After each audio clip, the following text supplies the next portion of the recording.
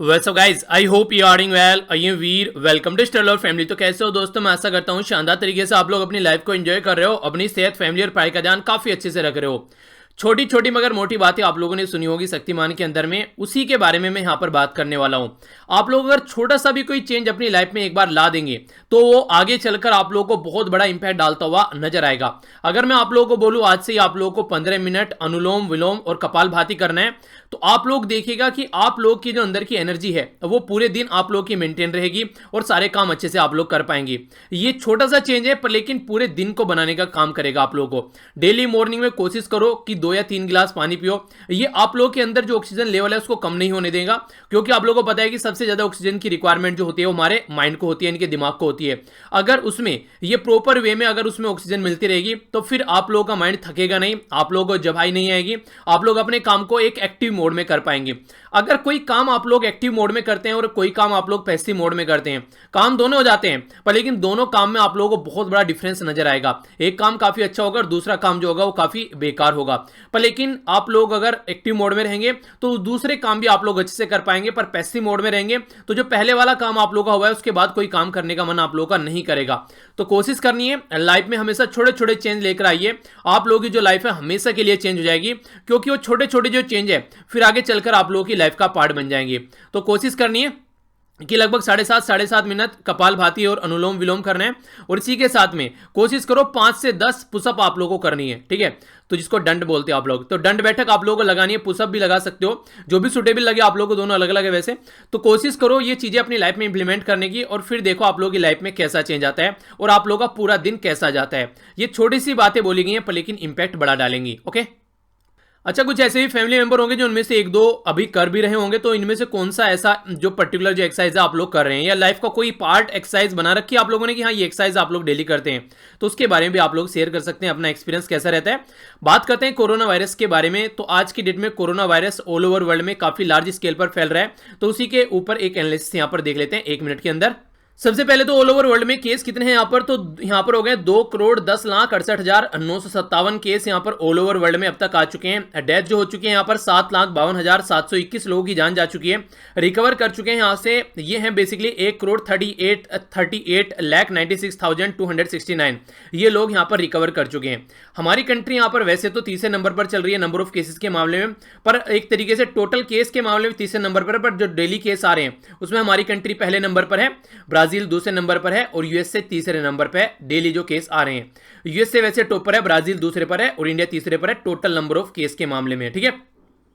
USA में 1,70,000 लोगों की जान जा चुकी है, ब्राजील में 1,5 और यहां पर इंडिया के अंदर 48,000 लोगों की जान जा चुकी है।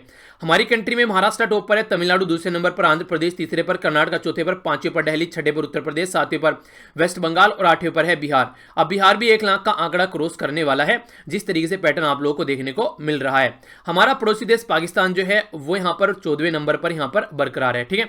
तो ये है इसके बारे में इंफॉर्मेशन। और 14 यानी कि 14वें नंबर की हम लोगों ने बात की, और आज ही के दिन जो पाकिस्तान का इंडिपेंडेंस डे भी सेलिब्रेट किया जा रहा है। मैं देख रहा था ट्विटर पर पाकिस्तान की जो चीज़ें ट्रेंड कर रही थी, पर लेकिन सबसे जो इंटरेस्टिंग चीज़ लगी वो ये है कि कोविड-19 को भूल भाल कर सारे इकट्ठा होकर बिल्कुल दबाकर वो इंडिपेंडेंस डे सेलिब्रेट कर रहे हैं। तो यहाँ से देखिए महामारी और ज़्यादा बढ़ सकती है। चलिए कोई नहीं, जो भी है देखते हैं क्या होता है आगे। आज का जो मैप बेस्ड क्वेश्चन है आप लोगों का ये है काबिनी रिवर। तो जाकर मैप में नहीं हारेगा कहां पर ये लोकेटेड है, फिर इसके बारे में हम लोग डिस्कस करेंगे। बाकी काफी कुछ शानदार डिस्कस करने के लिए आज के द हिंदू न्यूज़पेपर में। आइए देख लेते हैं आर्टिकल्स, कौन कौन से आर्टिकल हम लोग को डिस्कस करने हैं। लेक्चर की पीडीएफ आप लोग यहां से टेलीग्राम से जाकर डाउनलोड कर सकते हैं। सारी वीडियो एक जगह इकट्ठी आप लोगों को मिल जाएगी, पीडीएफ भी और वीडियो के लिंक भी, ठीक है। तो कोई प्रॉब्लम नहीं रहेगी। स्टडी लवर वीर के नाम से टेलीग्राम है और वीडियो के नीचे भी इसका लिंक रहता है। बाकी ट्विटर, इंस्टाग्राम और फेसबुक पर भी आप लोग मेरे साथ में कनेक्ट हो सकते हैं। जान लेते हैं कौन से आर्टिकल हम लोग को डिस्कस करने हैं। सबसे पहला इंपॉर्टेंट आर्टिकल हम लोग डिस्कस करेंगे। अभी हमारी कंट्री में सुप्रीम कोर्ट का एक डिसीजन है कि जो लड़कियां हैं उनको भी हम लोग को राइट देने चाहिए जो खासकर प्रॉपर्टी के अंदर होते हैं। अब तक बोलते हैं ना कि हाँ बस बेटा है, बेटे का आ गया प्रॉपर्टी के ऊपर, तो अब बेटियों का भी हक होगा प्रॉपर्टी के ऊपर, ये बात यहां पर बताई गई है।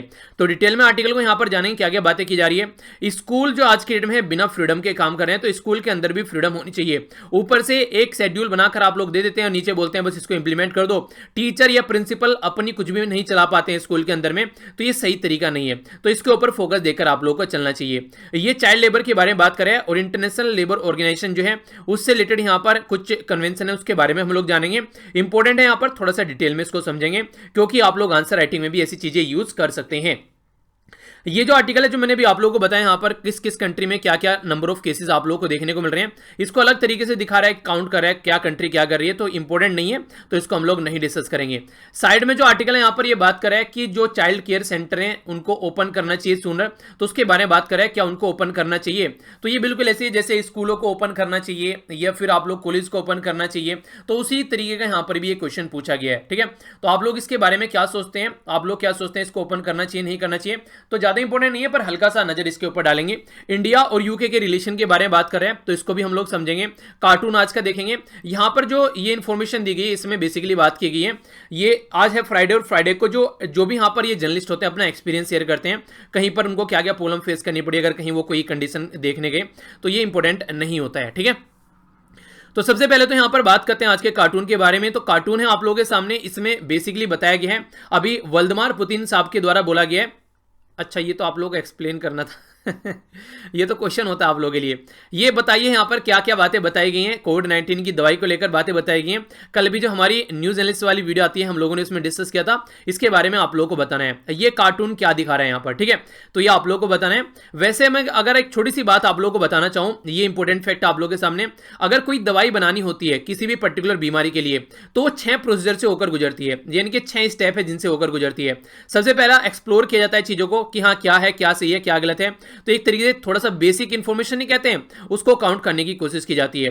दूसरा रहता है प्री क्लिनिकल ट्रायल, यानी कि जैसे मेंढक वगैरह या फिर खरगोश, बंदर वगैरह, इन पर ट्रायल की जाती है, प्री क्लिनिकल ट्रायल इसको बोलते हैं। तीसरे नंबर पर होती है, ये होता है क्लिनिकल डेवलपमेंट। क्लिनिकल डेवलपमेंट जो होता है यहाँ पर 3 स्टेप होते हैं, 3 स्टेप में यहाँ पर क्लिनिकल डेवलपमेंट किया जाता है, पहले कम लोगों पर, फिर ज्यादा पर, फिर बहुत ज्यादा लोगों पर। तो जब ये यहाँ पर ये कंफर्म हो जाता है, इसका मतलब ये कि अब दवाई जो है वो नेगेटिव इंपैक्ट नहीं डालेगी। रेगुलेटरी एंड रिव्यू अप्रूवल रहता है, फिर यहाँ पर इसको देखा जाता है कि किस तरीके से चीज़ें आगे चल रही है, फिर यहाँ पर मैन्युफैक्चरिंग स्टार्ट होती है और फिर क्वालिटी कंट्रोल किया जाता है। मान लीजिए दवाई बना भी दी पर लेकिन दवाई स्टार्टिंग में जो चेक की गई वो तो सही थी, पर लेकिन जब यहाँ पर बनाई गई उसकी क्वालिटी को डिक्रीज कर दिया गया, तो वो भी चेक करना होता है ताकि जनता तक जो सही दवाई पहुंचे यहाँ पर। तो अभी जो रिसेंटली यहाँ पर ये कार्टून है इसी से रिलेटेड है ये। ठीक है, तो ये आप लोगों के सामने यहाँ पर कार्टून, तो आप लोग अब बता सकते हैं कि किस चीज़ के बारे में यहाँ पर ये बातें कर रहे हैं। कल हम लोगों ने जो कार्टून देखा यहाँ पर, ये आप लोग देखते हैं सचिन पायलट और एक साइड में यहाँ पर गहलोत साहब। ठीक है, तो दोनों मिलकर फिर से काम करने के लिए तैयार है, क्योंकि जैसा सोच रहे थे जैसी चीजें होने वाली आउटसाइड वैसी इनको नहीं देखने को मिली। बीजेपी में जाने से मना कर दिया, इंटरनल भी अगर चीजों की सपोर्ट देखे वो अच्छी नहीं देखने को मिली, तो अब फिर से एक साथ मिलकर आ रहे हैं यहाँ पर ये। तो फिर से देखते हैं असेंबली में जब यहाँ पर अब ये बैठेंगे, वहां पर जैसे जैसे भी यहाँ पर अब वोटिंग होगी, क्या इनके पास से मेजोरिटी है, वो सब चीजें तो देखते हैं आगे। अब हो सकता है कि राजस्थान में थोड़ी स्टेबिलिटी रहे आने वाले टाइम में, तो यही चीजें यहाँ दिखाने की कोशिश की गई है। अच्छा, कल मैंने एक बात की थी आप लोगों से, खासकर लड़कियों को लेकर किस तरीके से सोशल मीडिया जो है उनके ऊपर नेगेटिव इंपैक्ट डाल सकती है। तो शायद आप लोगों ने देखा होगा, टेलीग्राम पर मैंने लिंक भी शेयर किया था, यहाँ पर फेसबुक पर अपलोड भी की थी वो वीडियो, उसको आप लोग जरूर देखिएगा। यहाँ से आप लोग अंडरस्टैंड कर पाएंगे कि जो सोशल मीडिया है वो किसने खतरनाक लेवल तक आप लोगों को नुकसान पहुंचा सकती है।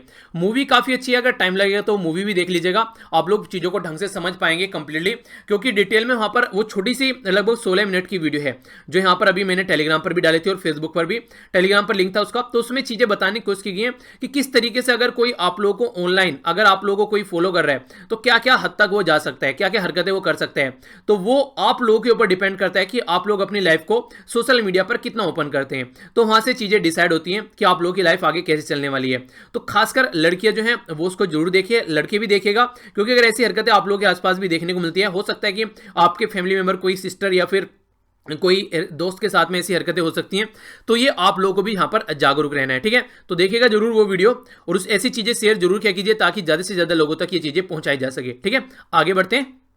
सबसे पहले जो यहाँ पर आर्टिकल में हम लोग नजर डालेंगे, ये है यहाँ पर सुप्रीम कोर्ट के डिसीजन के बारे में। सुप्रीम कोर्ट का एक डिसीजन आया कि आज की डेट में हम लोग क्या करते हैं, लड़के पर फोकस देकर चलते हैं कि लड़कों को ही प्रॉपर्टी का राइट होता है, जो भी माँ बाप की प्रॉपर्टी होती है, जायदाद होती है, वो बस लड़कों के पास जाती है।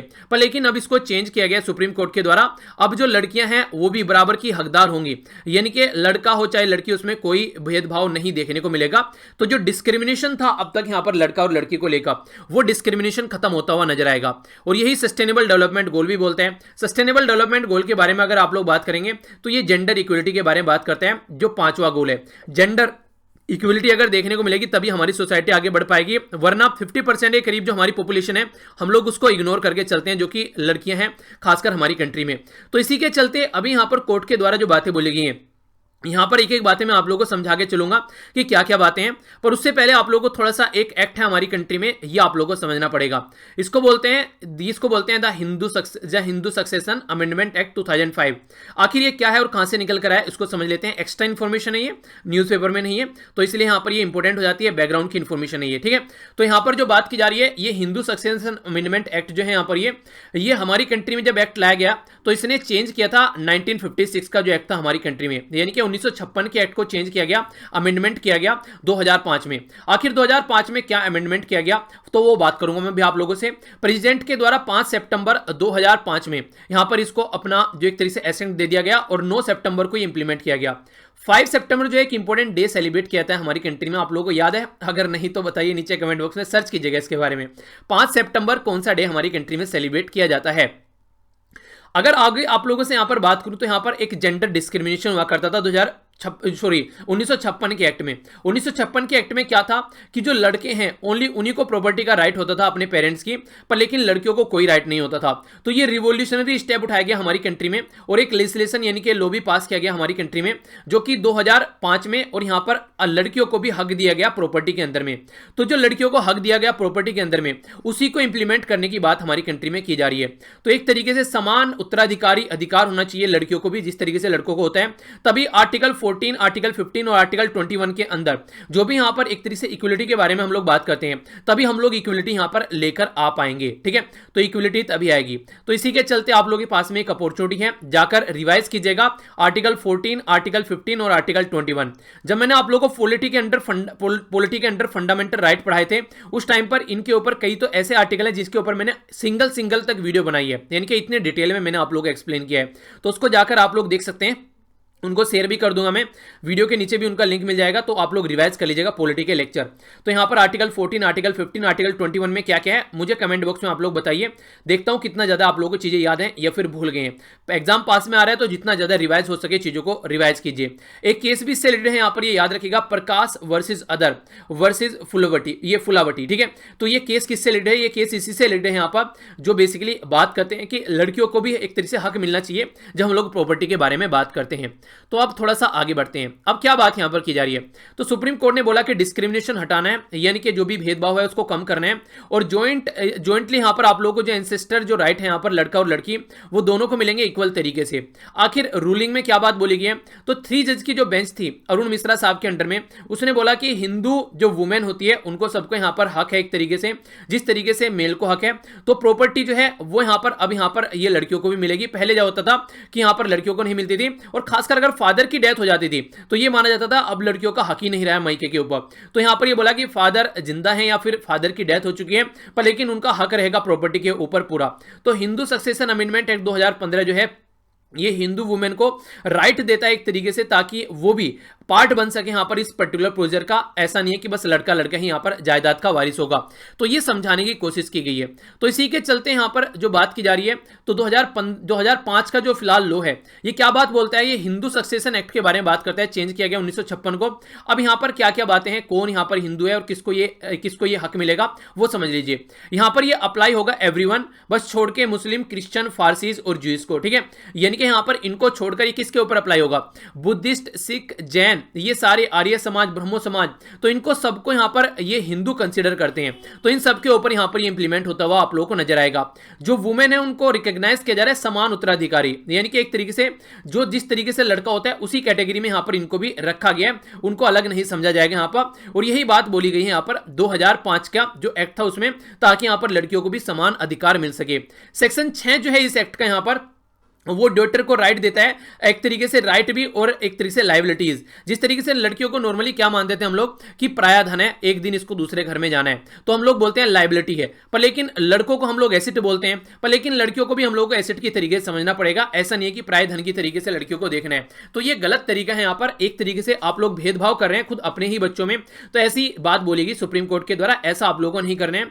अब यहाँ पर आने वाले टाइम में जो यहाँ पर पेरेंट्स, चाहे यहाँ पर देखिए पेरेंट्स जिंदा हो चाहे कुछ हो चाहे ना हो, वो सारी चीजें साइड में है। तो यहाँ पर ऐसा नहीं होगा, मान लीजिए कोई पेरेंट्स है, उनको लड़की से प्यार नहीं है, बस लड़के से प्यार है और सारी प्रॉपर्टी लड़के के नाम कर दी, तो ऐसा नहीं होगा। उनकी विल के ऊपर डिपेंड नहीं करेगा अब आपकी विल क्या है, आप लोग बच्चे को किसको आप लोग अपनी प्रॉपर्टी देना चाहते हैं, वो लॉ के हिसाब से काम करेगा। अगर लड़की है तो उसका भी हक है, ठीक है। तो आज के बाद में अगर घर में छोटा है बड़ा भाई अगर कुछ बोलता है तो उसको बोलना कि ज्यादा ज्यादा दादागिरी मत दिखाओ, ये मेरा भी अधिकार है यहाँ पर, ठीक है, यानी कि मेरी भी प्रॉपर्टी है। नॉर्मली क्या होता है, जैसे ही लड़कियों की शादी हो जाती है तो बोलने लगते हैं कि पराई धन हो गई, वो सब चीजें बोलने लगते हैं।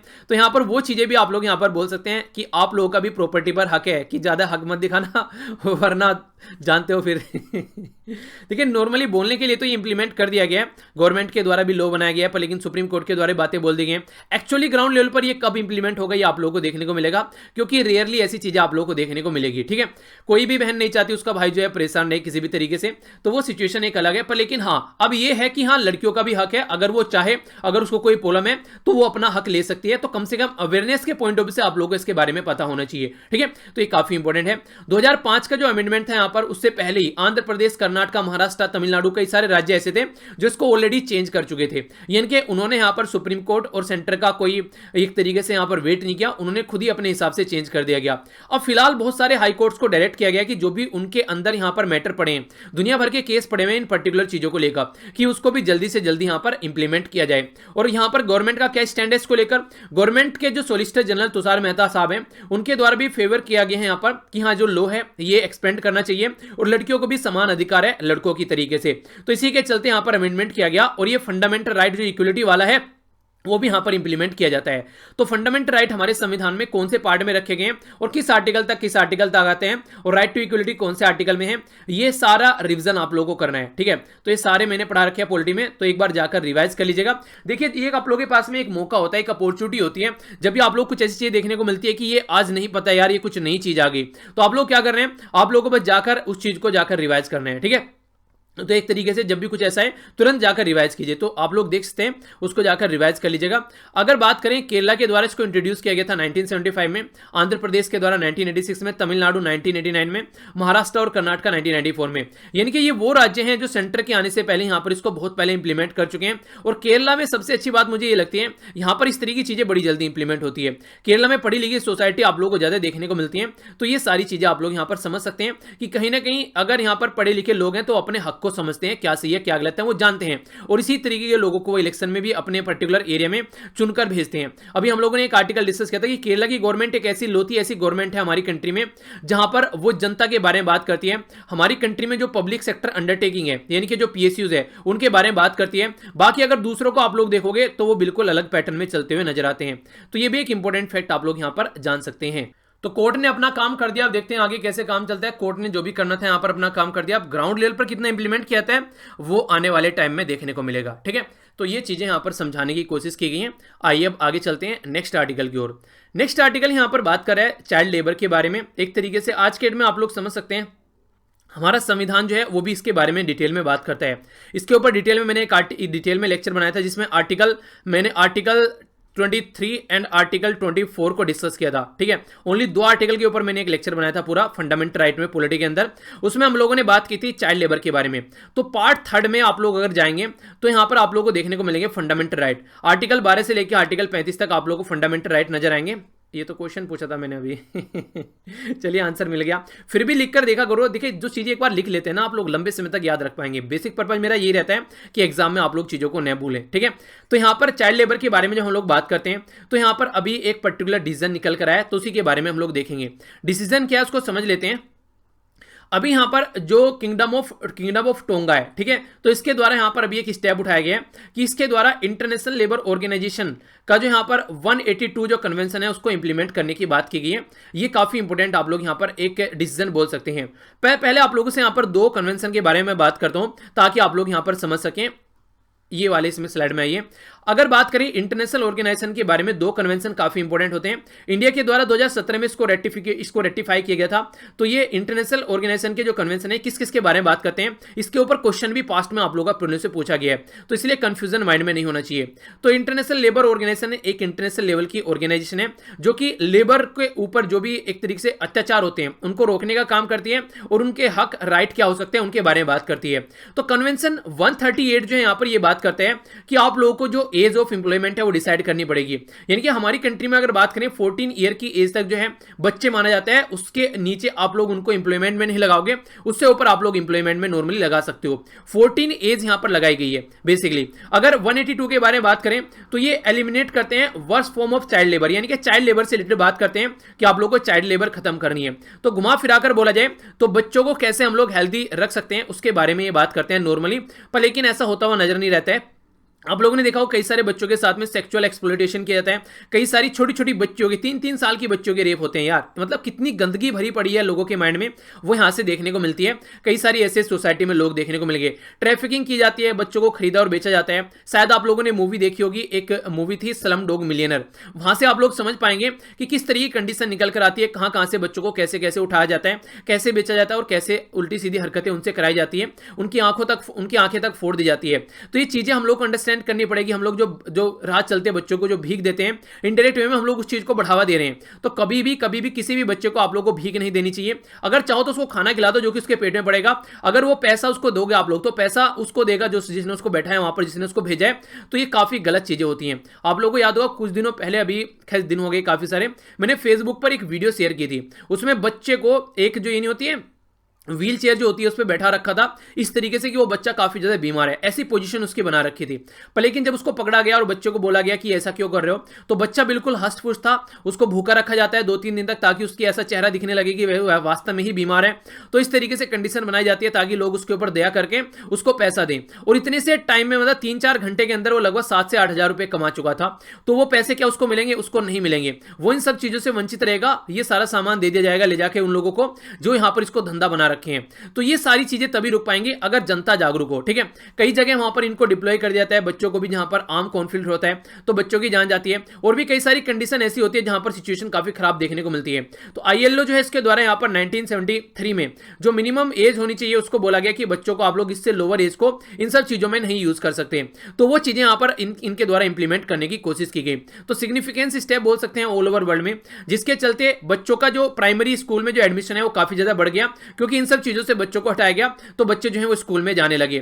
तो एस्टिमेशन यहां पर जो देखने को मिला कि 152 मिलियन जो है आज की डेट में ट्रैप चिल्ड्रन जो हैं लगभग, और 72 बिलियन जो हैं इंगेज रहते हैं हजार्ड्स वर्ग में। यानी कि इतने सारे बच्चे जो हैं आज के डेट में वो ट्रैप हैं, इस पर्टिकुलर कंडीशन के अंदर में फंसे हुए हैं और किसे उल्टे सीधे काम उनसे कराए जा रहे हैं, उसका बचपन बर्बाद हो जाता है। आप लोग ये समझिए अगर कोई बच्चा बचपन में उसने उल्टी सीधी चीजें देखी हैं, मारकाट देखी है, उसके मन से जो है वो दया सहानुभूति खत्म हो जाएगी। वो इस लेवल का होगा कि इंसानों को मारना भी उसके लिए कोई बड़ी बात नहीं होगी, गाजर मूली की तरह इंसानों को काटता हुआ वो नजर आएगा।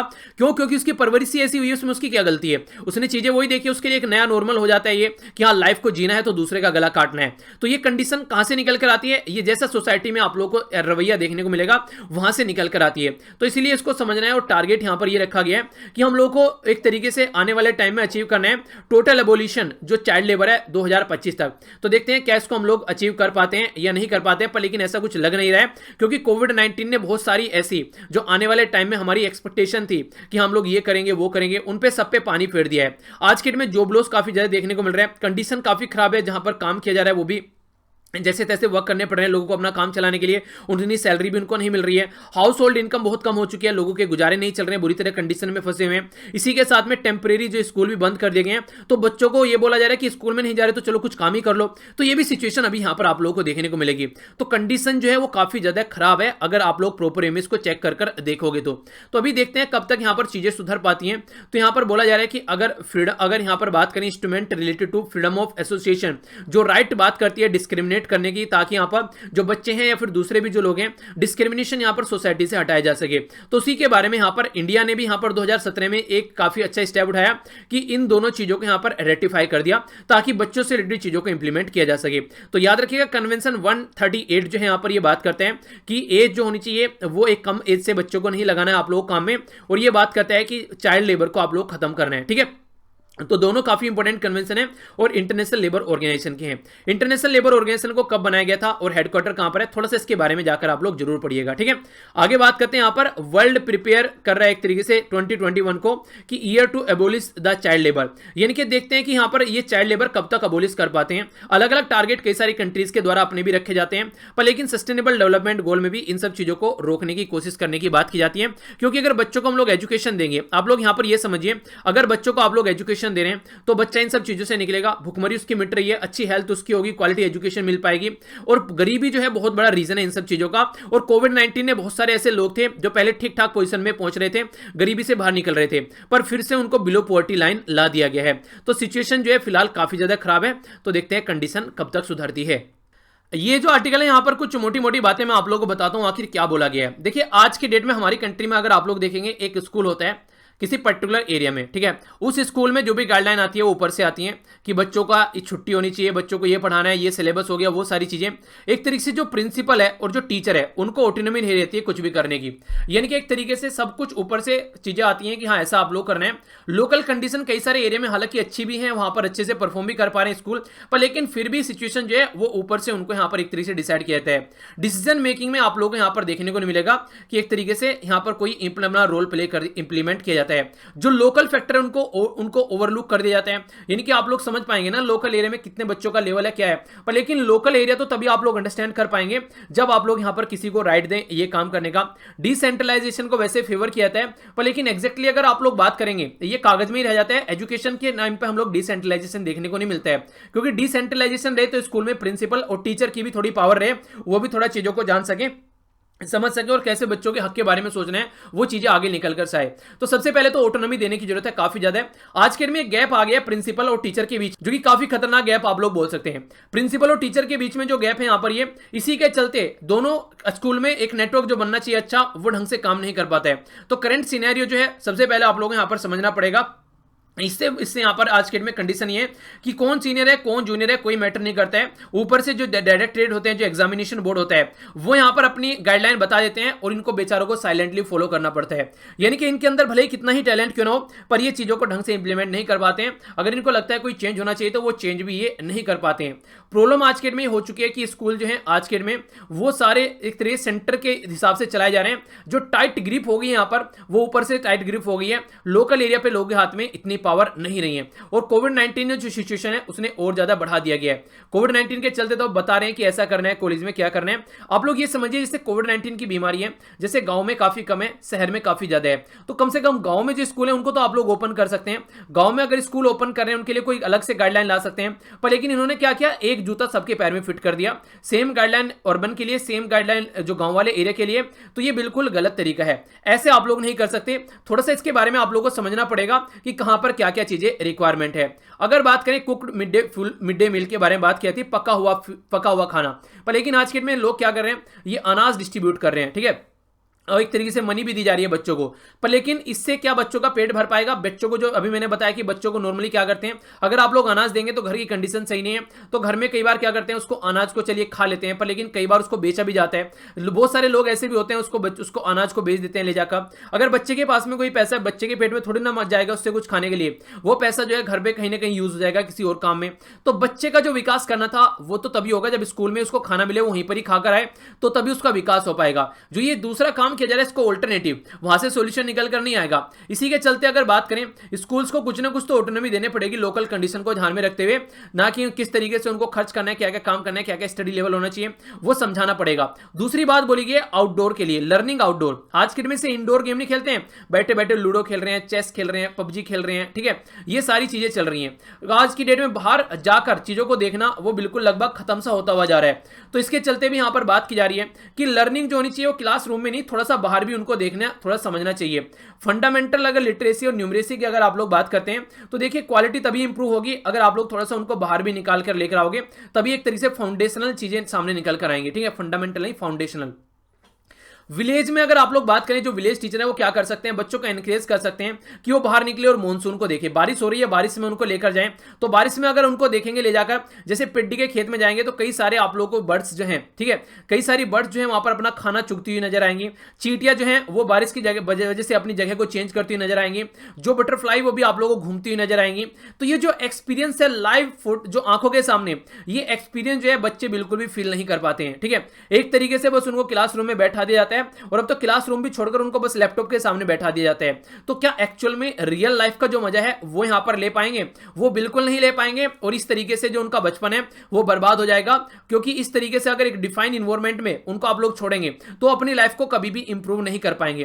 तो काफी क्रिटिकल है ये। एक तरीके से बस टेस्ट देकर आप लोग चीजों को काउंट करते हैं, बस टेस्ट दे लिया, उनकी लर्निंग आउटकम के ऊपर फोकस नहीं है। प्री डिफाइंड आप लोगों को बस टेस्ट देना है, टेस्ट में परफॉर्मेंस देखते हैं बच्चा कैसे परफॉर्म कर रहा है। अगर अच्छा परफॉर्म कर रहा है तो हाँ बिल्कुल सही है, सही तरीके से चीज चल रही है। अगर नहीं परफॉर्म कर पा रहा है तो बच्चा बिल्कुल खराब है, उसके दूसरे इंटरेस्ट हम लोग नहीं समझ पा रहे हैं। तो एक तरीके से आप लोग बोले कि एक स्क्रीन के सामने बच्चे को बैठा देना कितने हद तक यहां पर सही है। और बात ये तो एक राज्य की होगी जो ठीक ठाक राज्य हैं जहां पर स्क्रीन है। बहुत सारे पुअर बच्चे आप लोगों को देखने को मिलेंगे कई सारे स्टेट में, ठीक है।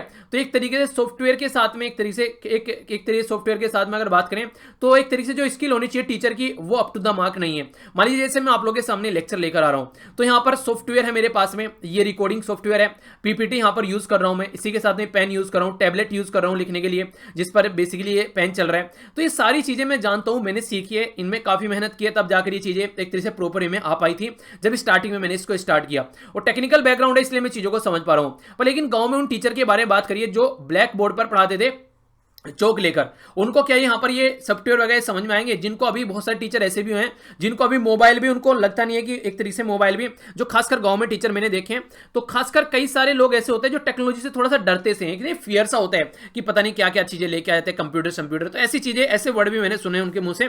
कई बार जैसे बातें करते हैं तो पता चलता है कि उनका बिल्कुल भी इंटरेस्ट नहीं है इन सब चीजों में। तो उन लोगों को ये सारी चीजें यूज करनी है जो खुद ही उस चीज से एक तरीके से घृणा कर रहे हैं, खुद ही उस चीज से डर रहे हैं। तो बच्चों को किस लेवल पर सिखा पाएंगे तो वो भी आप लोग यहां से समझ सकते हैं। इसी के साथ में अगर बात करें यहां पर एक तरीके से जो ऑफिशियल जो अदर हैं उनके बिहेवियर के बारे में बात करें तो कोर प्रॉब्लम यहां पर जो निकल कर आती है वो यही है कि सारी प्रॉब्लम का पिटारा जो होता है वो टीचर के सर पर फोड़ दिया जाता है। यानी कि जो भी प्रॉब्लम है बस टीचिंग में है, टीचर में है, बाकी और कोई प्रॉब्लम नहीं है। जबकि और भी बहुत सारी प्रॉब्लम आप लोगों को देखने को मिल जाती है। आज के डेट में अगर आप लोग एजुकेशन के बारे में बात कीजिए, ये छोटी सी बात होती है, बचपन में भी आप लोगों ने देखी होगी। अगर कोई आप लोग एक तरीके से लेंस लेते हैं, ठीक है, और धूप में उसको लेकर आते हैं तो आप लोगों को देखेगा वो धूप की जो किरणें हैं, जैसे बहुत सारी किरणें आती हैं, उसको वो एक जगह इकट्ठा कर देता है और वो एक कागज पर आग लगा देता है। तो ये लेंस की पावर दिखाने की कोशिश की जाती है जो मैग्नीफाइंग ग्लास होता है। पर लेकिन ये सारी चीजें भी छोटी छोटी चीजें, ये तो एजुकेशन का पार्ट है, पर लेकिन हम लोग इनको भी, ये तो टेक्नोलॉजी हो गई एक तरीके से, आप लोग इनको भी बच्चों को नहीं दिखा रहे हो तो क्या आप लोग कर रहे हो? तो यहां से समझ में आता है। बाकी बहुत सारा जो पैसा आता है उसको जहां जो चीजें यूज करनी चाहिए खरीदने में वो यूज नहीं कर पाते हैं। कहीं पर भी आप लोगों को यहां पर जो बेसिकली इंस्ट्रूमेंट होते हैं, माइक्रोस्कोपिक होता है, इसी के साथ में यहां पर जो बाइनोकुलर्स होते हैं, ये सारी चीजें आप लोगों को नहीं देखने को मिलेगी स्कूल में। तो इस तरीके से कंडीशन ये है कि आज की डेट में अगर कोई बच्चा स्क्रीन के सामने बैठकर पढ़ेगा तो ये चीजें उसको कहां से आएगी? तो आप लोग क्या रियलिटी में यहां पर एक बच्चे को तैयार कर रहे हैं या फिर बस टेस्ट का आइटम बना दे रहे हैं उसको कि टेस्ट क्लियर करो और बस उसी के बाद में बल्ले बल्ले नंबर अच्छे आगे रट लिया, फट लिया, फिर आगे बढ़ गया? तो ये सारी चीजें सही नहीं है। हम लोग कहीं ना कहीं हम लोग अपनी कंट्री का जो टैलेंट है, जो इमेजिनेशन है लोगों की, वो खत्म कर रहे हैं एक तरीके से। अगर ऑटोनॉमी नहीं देंगे हम लोग इस तरीके से और डिनाई करेंगे इस तरीके से, टीचर को भी यहां पर एक तरीके से सही सपोर्ट नहीं करेंगे, तो तब तक हम लोग अपनी कंट्री में सही तरीके से चीजों को इंप्लीमेंट नहीं कर पाएंगे। तो ये सारी बातें यहां पर समझाने की कोशिश की गई है कि हम लोग को समझना पड़ेगा क्या सही है क्या गलत है और किस तरीके से हम लोग एक बच्चे को इंप्रूव कर सकते हैं। तो बच्चों को किस तरीके से सही टैलेंट उनका बाहर निकाल कर लाया जा सकता है, तो वो चीजें भी आप लोग को अंडरस्टैंड करनी पड़ेंगी, ठीक है। तो ये बातें यहां पर बोली गई हैं।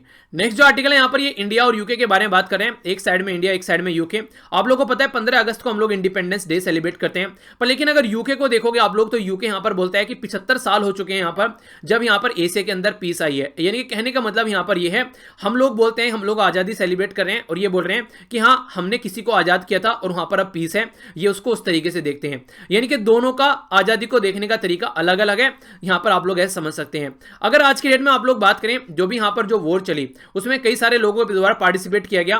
एशिया से लेकर अफ्रीका का, मेडिटेरियन सी से पैसिफिक तक काफी सारे इंडियन के द्वारा ही पार्टिसिपेट किया गया और कई सारे एरिया में कई सारी प्रॉब्लम भी देखने को मिली, बहुत सारे लोगों की जान भी गई। कई सारे यहां पर इविल ऑफ एक्सिस के नाम से भी कई सारों को जाना गया। जैसे कि आप लोग आज के दिन में अगर बात करते हैं, अगर मॉडर्न वर्ल्ड में यहां पर बात करें तो यूएसए के द्वारा इराक, ईरान और नॉर्थ कोरिया को यहां पर इस कैटेगरी में रखा गया है, ठीक है। एक्सिस पावर कई सारी निकल कर आई, जर्मनी, इटली, जापान, जिनके द्वारा अलग अलग तरीके से वर्ल्ड वॉर में पार्टिसिपेट किया गया। कई सारे ऐसे भी लोग हैं जिनको फॉरगेट कर दिया गया, जिनके द्वारा वास्ट पैसिफिक थिएटर में अपनी जो वॉर लड़ी उनको आज के दिन में भूल भी गए हैं। लार्जेस्ट ऑल वॉलेंट्री फोर्स के बारे में अगर आप लोग बात करें तो इंडियन के द्वारा काफी बड़ा रोल प्ले किया गया, चाहे आप लोग लैंड पे बात कर लो, चाहे सी पे बात कर लो, चाहे एयर में बात कर लो। इंडियन जो फोर्स थी उसने हर जगह पार्टिसिपेट किया। उसने यूरोप के अंदर पार्टिसिपेट किया, नॉर्थ अफ्रीका के अंदर, सिंगापुर के अंदर, हांगकांग के अंदर, बर्मा के अंदर। यानी कि हम लोग डायरेक्ट पार्टिसिपेट नहीं करे थे वर्ल्ड वॉर अगर सेकंड में आप लोग बात करें, क्योंकि 1939 से लेकर 1945 तक अगर आप लोग देखेंगे 44-45 तक यहां पर जो वर्ल्ड वॉर 2 चल रहा था उस टाइम पर हम लोग अंग्रेजों के अंडर में काम कर रहे थे। तो डायरेक्ट वे में हम लोग पार्टिसिपेट नहीं करे थे। वर्ल्ड वॉर फर्स्ट में भी हम लोग डायरेक्ट वे में पार्टिसिपेट नहीं करे थे, इनडायरेक्ट वे में हम लोग पार्टिसिपेट करे थे, क्योंकि हमारी जो फोर्स है, हमारे जो लोग हैं वो जगह जगह लोगों को सर्व कर रहे थे। तो इस तरीके से समझ सकते हैं। और भी कई सारी चीजें यहां पर देखने को मिल रही थी। इंडिया ने लगभग प्रोवाइड किया 200 मिलियन टन कोयला। इन पर्टिकुलर जिस तरीके की हरकतें चली थी उस टाइम पर 6 मिलियन टन आयरन और हमारी कंट्री से निकाला गया। इसी के साथ में 1 मिलियन टन जो है स्टील यहां पैसिफिक वॉर के लिए यहां पर यूज किया गया। और बहुत सारे ऐसे इंडियन थे जो कि नॉन कम्बैक्ट जो रोल था, यानी कि गैर लड़ाके, यानी कि एक तरीके से जो सप्लाई चेन का पार्ट बने हुए थे, यानी कि उनको बस सप्लाई प्रोवाइड करानी थी ताकि सप्लाई चलती रहे। तो इस तरीके से दुनिया भर में सबसे ज्यादा जो पार्टिसिपेट किया गया वो हमारी कंट्री के लोगों के द्वारा किया गया। आज के दिन में अगर इंडिया और यूके को बात करें, हम लोग बिल्कुल कंप्लीट डिफरेंट फेज में हैं अगर तब के साथ में हम लोग कंपेयर करते हैं। तो आज के में शेयर प्रॉब्लम है हम लोगों के सामने, जो डेंजर है वो शेयर सेम है। जैसे कि सबसे पहले बात करते हैं पेंडेमिक, दोनों के लिए खतरनाक है। और इसी के साथ में बात करें पायरेसी, ये भी बहुत इंपॉर्टेंट है यहां पर, ठीक है। नेक्स्ट यहां पर एक्सट्रीमिज्म देखने को मिलते हैं सोसाइटी में, कई बार कट्टरपंथी आप लोगों को देखने को मिलेगी, एनिमीज देखने को मिले कई सारे इसी तरीके से, और कई तरीके के कॉन्फ्लिक्ट आप लोग को यहां पर नजर आएंगे। शेयर वैल्यूज के बारे में बात करते हैं तो जस्टिस, स्टेबिलिटी और फ्री मार्केट के बारे में हम लोग दोनों बात करते हैं, और हम लोग कमिटमेंट भी है इसको लेकर। तो हमारे इंटरेस्ट आप लोगों को एक जैसे देखने को मिलेंगे, ठीक है। तो वन ऑफ साइड जो है म्यूचुअल इंटरेस्ट आप लोग यहां पर नजर आते हैं। म्यूचुअल इंटरेस्ट का मतलब क्या होता है, जैसे कि मैं आप लोगों से बोलूं कि आप लोग यहां से पढ़ते हैं, ठीक है, तो आप लोग दूसरे को भी जाकर पढ़ाएं, ठीक है। तो इससे क्या होगा, आप लोगों का भी फायदा होगा और सामने वाले का भी फायदा होगा, और आप लोगों का भी रिवीजन हो जाएगा। कहीं ना कहीं आप लोग उस चीज को नहीं बोल पाएंगे, तो एक तरीके से दोनों का फायदा यहां पर हो गया। तो ये म्यूचुअल इंटरेस्ट की बात यहां पर होगी, ठीक है। अगर बात करें यहां पर ग्लोबल के लेवल पर हम लोग देखें तो टुगेदर मिलकर काम करने की कोशिश की जा रही है इंडिया के द्वारा भी, जैसे कि मॉडर्नाइजेशन ऑफ डिफेंस और मैरीटाइम टेक्नोलॉजी। तो कई सारे एरिया में मिलकर भी हम लोग काम कर रहे हैं। तो पास्ट कुछ और था, आज की डेट में कुछ और चीजों को लेकर हम लोग आगे बढ़ रहे हैं, ये समझाने की कोशिश यहां पर की गई है। यहां पर नॉर्मली जो आप लोगों को सिचुएशन देखने को मिलेगी, ये बात की जा रही है जो basically early child care centres होते हैं उनको ओपन करने की बात की जा रही है। तो देखिए, ये ओपन अगर करना है तो आप लोगों को चीज़ों को समझना पड़ेगा कि सिचुएशन कहाँ है और प्रॉब्लम क्या है। आज के दिन में बहुत सारे लोग जो है वो बीमार सामने निकल कर आ रहे हैं। हम लोग ढंग से एनालिसिस भी नहीं कर पा रहे हैं कितने लोग बीमार हैं। अभी दवाई के बारे में कुछ पता नहीं है, रसिया बोल रहा है उसने दवाई बना ली है, पर लेकिन एग्जैक्टली वो किस लेवल पर क्लिनिकल ट्रायल किया उसके बारे में कुछ पता ही नहीं है। तो कई सारी सिचुएशन यहाँ पर आप लोगों को देखने को मिलेगी। यानी कि कंडीशन ये है कि आप लोग बोल सकते हैं ये कर लो वो कर लो, पर लेकिन एग्जैक्टली ग्राउंड लेवल पर क्या है वो आप लोगों को समझना पड़ेगा। उससे वो तब आप लोगों को समझ में आएगा कि जब आप लोग चीजों को ढंग से चेक करेंगे, काउंट करेंगे। तो आज की डेट में भी यहाँ पर यही बातें यहाँ पर बोली जा रही हैं कि आप लोग चीजों को देखिए कि कहां पर क्या क्या प्रॉब्लम है, कहां पर कितना आप लोग चीजों को सही कर सकते हैं। चाइल्ड केयर सेंटर इंपॉर्टेंट है, पर लेकिन जान से ज्यादा कुछ भी ज्यादा इंपॉर्टेंट नहीं है। हेल्थ के ऊपर पहले फोकस होना चाहिए, बाद में ये सब चीजें आगे आनी चाहिए। आप लोग इनके बारे में क्या सोचते हैं, आप लोग भी अपनी राय बता सकते हैं। आइए आगे बढ़ता हूं, बात करते हैं आज के क्वेश्चन के बारे में। बात की जा रही है यहां पर एक पर्टिकुलर रिवर के बारे में, जैसे मैप बेस्ड क्वेश्चन होता है तो उसके बारे में बात की जा रही है, ठीक है। तो यहां पर जो है आप लोगों के सामने है उतरारा पिनाकानी। ये बेसिकली रिवर है जिसको पिन्नर रिवर, PENNAR या फिर PENNER या फिर PENNERU या फिर PENNAR। तो ये इसी के नाम सारे यहां पर रखे गए हैं। ये जो रिवर है साउथ इंडिया में रिवर है। बोला जा रहा है कि ये पिन्नार जो यहां पर बेसिकली पिना ये रिवर है, ये यहां पर नंदी हिल आंध्र प्रदेश से यहां पर निकलती है। कौन सी स्टेटमेंट करेक्ट है, 1 2 बोथ या फिर नाइदर 1 नो 2? सही आंसर क्या है, ABCFD। सही आंसर यहां पर ए फर्स्ट स्टेटमेंट सही है, पर लेकिन सेकंड स्टेटमेंट यहां पर गलत है, क्योंकि आंध्र प्रदेश से नहीं निकलती है, ये कर्नाटक से निकलती है। तो नंदी हिल कहां पर है, कर्नाटक के अंदर है, याद रखना। बाकी आंध्र प्रदेश कर्नाटक दोनों में आप लोगों को देखने को मिलेगी। जाकर कहां पर गिरती है, ये जाकर गिरती है बे ऑफ बंगाल में, ठीक है। नंदी हिल आप लोगों के सामने यहां पर बात की जा रही है, सोर्स है इसका साउथ इंडिया। और नेल्लोर जो सिटी है वो देखने को मिलेगी 597 किलोमीटर लंबी है यहां पर ये, ठीक है। ईस्टर्न घाट में आप लोगों को इसका बेसिकली बेसिन एरिया देखने को मिलेगा। तो मैप में आप लोग देखते हैं इस रिवर को कहां पर है, यहां पर ये तो ये पर्टिकुलर रिवर है जिसके बारे में यहां पर बात की जा रही है। तो डायरेक्ट कई बार आप लोगों से क्वेश्चन बन जाते हैं। ये हो गया यहां पर बे ऑफ बंगाल और ये हो गया अरेबियन सी, ठीक है। तो ये था टोटल आज का डिस्कशन। तो इसी तरीके से आप लोग चीजों को एंजॉय करते रहिए और अपना ध्यान रखिए अच्छे से। यहाँ पर एक छोटा सा डाउट है, यहाँ पर एक बच्चे के द्वारा मेल किया गया और मेल में इसके द्वारा बोला गया कि सर मेरे जो मार्क्स है ग्रेजुएशन के अंदर में वो 48% है। ठीक है, तो 48% मार्क्स है मेरे पर, लेकिन मैं यूपीएससी की प्रिपरेशन कर रहा हूँ। तो सर किस तरीके से मतलब जो ये मेरे मार्क्स हैं मुझे बार बार डिमोटिवेट करते हैं, तो यहाँ पर क्या मुझे प्रिपरेशन को किस तरीके से लेकर चलना चाहिए। ठीक है, तो इस तरीके से यहाँ पर मार्क्स को लेकर ये काफ़ी ज़्यादा परेशान है। तो यहाँ पर देखिए मैं आप लोगों को एक बात बता देता हूँ, अगर आप लोग यूपीएससी का पैटर्न देखने की कोशिश करेंगे ना, अगर मान लीजिए आप लोगों के मार्क्स अभी यहाँ पर 48% है, ठीक है, तो सबसे पहले मान लीजिए आप लोगों के 10th में जो मार्क्स थे वो आप लोगों के 60% थे। ठीक है, फिर 12th में आप लोगों के मार्क्स आए वो 50% है, जो ग्रेजुएशन में मार्क्स आए वो 48% है, और फिर आप लोग यहाँ पर क्लियर कर आप लोग यहाँ पर सिविल सर्विसेज का मेंस क्लियर कर आप लोग इंटरव्यू में जाकर बैठे हैं। ठीक है, तो देखिए यहाँ पर एक तरीके से आप लोगों ने यहाँ पर फिर एक जंप मारा, यानी कि 48% मार्क्स होते हुए फिर इसका मतलब है आप लोगों ने अपनी परफॉर्मेंस को इंप्रूव किया। हालांकि ये क्वेश्चन पूछ लिया जाता है कि मार्क्स कंटिन्यूसली आप लोगों के डिक्रीज क्यों हो रहे हैं, पर लेकिन आप लोग जब एक बार बोर्ड के सामने जाकर बैठ जाते हो तो वहां पर आप लोगों को ये देखने को मिलेगा कि सबसे बड़ा जो इंपैक्ट आप लोगों का रहता है वो ये रहता है कि हाँ आप लोगों ने एक इतने हम्बल बैकग्राउंड से आप लोग निकल कर आए और इसको अचीव किया है। तो कहीं पर भी आप लोगों के मार्क्स जो है ये ज्यादा मैटर आप लोगों को नहीं करेंगे। आप लोग फालतू में इस तरीके की टेंशन मत लिया कीजिए। अगर आप लोग एक बार को मेंस क्लियर कर ले रहे हैं अच्छे मार्क्स के साथ में, इवन आप लोगों को इंटरव्यू के ऊपर भी डिपेंडेंट रहने की जरूरत नहीं है, क्योंकि इंटरव्यू में सबको मोर और लेस लगभग इक्वली मार्क्स मिलते हैं, लगभग 30-40 नंबर का ज्यादा डिफरेंस इससे ज्यादा नहीं देखने को मिलेगा। पर लेकिन अगर आप लोग इतना ज्यादा एक्स्ट्रा मार्क्स अगर आप लोग रिटर्न में लेकर आ जाते हैं तो फिर इन सब चीजों के ऊपर आप लोगों को डिपेंडेंसी नहीं रखनी पड़ेगी। तो हमेशा कोशिश करो कि रिटर्न में आप लोग अपने मार्क्स लेकर आओ, और रिटर्न में सबसे ज्यादा मार्क्स कहां पर ला सकते हैं आप लोग, वो 3 पेपर है। पहला पेपर है एसए, दूसरा पेपर है आप लोगों का ये है ऑप्शनल सब्जेक्ट के जो पेपर होते हैं, और तीसरा है आप लोग एथिक्स का पेपर। ये यहां पर डिसाइड करते हैं कि आप लोग मेरिट में कहां पर रहेंगे। बाकी के जो जर्नल स्टडी के 4 पेपर होते हैं ना, उसमें सबके लगभग इक्वली मार्क्स आते हैं, थोड़ा बहुत डिफरेंस होता है, पर लेकिन ये जो है ना ये बहुत ज्यादा ऊपर नीचे यहां से हो जाता है। तो यहां पर आप लोग अच्छे मार्क्स लेकर आइए तो फिर आप लोगों को कोई प्रॉब्लम फेस नहीं करनी पड़ेगी। और इसको तो आप लोग कभी भी माइंड में मत रखिए, आप लोग अगर एक तरीके से अपने आप को फिलहाल तैयार कर रहे हैं तो आप लोगों के ऊपर ये इंपैक्ट डालता हुआ नजर नहीं आएगा, क्योंकि आप लोग यहां पर एक अच्छा मार्क्स लेकर आ जाओगे तो इंटरव्यू में आप लोगों को प्रॉब्लम लग रही है, तो इंटरव्यू के आप लोग इंटरव्यू के ऊपर ज्यादा डिपेंडेंट रहो ही मत, अपना मेंस की इस तरीके से तैयारी करो। तो इसलिए टेंशन लेने की जरूरत नहीं है, अपनी अच्छे से पढ़ाई करो। ठीक है, तो ये इस तरीके से टेंशन लेकर चलोगे तो आगे नहीं बढ़ पाओगे। तो ये था टोटल आज का डिस्कशन। अगर लेक्चर पसंद आता है तो लाइक जरूर कीजिए, पसंद नहीं आता तो डिसलाइक कीजिए। ये फीडबैक देकर जाना है आप लोगों को, क्यों डिसलाइक किया कमेंट बॉक्स में बताइए, और पीडीएफ यहां से जाकर डाउनलोड कीजिए। तो नेक्स्ट लेक्चर में मिलता हूं। बड़ों को नमस्ते, छोटों को प्यार, छोटी सी लाइफ एंजॉय करो यार। तब तक के लिए जय हिंद। और हाँ, जो मैंने बोला है ना पॉलिटी का रिविजन कर लेना, जो भी आप लोगों को लेक्चर बोले हैं वो भी मैं प्रोवाइड करा दूंगा टेलीग्राम पर भी और वीडियो के नीचे भी लिंक। और इसी के साथ में जो वीडियो मैंने बोली है, जो यहाँ पर खासकर सोशल मीडिया से कैसे बच के आप लोगों को रहना है, वो वीडियो आप लोग जरूर देखिएगा। ठीक है, आप लोग कई सारी चीजें जानने को मिलेगी। और संडे सैटरडे में टाइम निकालकर अगर मूवी भी देखनी है तो मूवी भी आप लोग देख सकते हैं। ठीक है, पर लेकिन फिर आप लोगों को टाइम सेव करना पड़ेगा दूसरी जगह से। ओके, तो thanks a lot for listening. जय हिंद।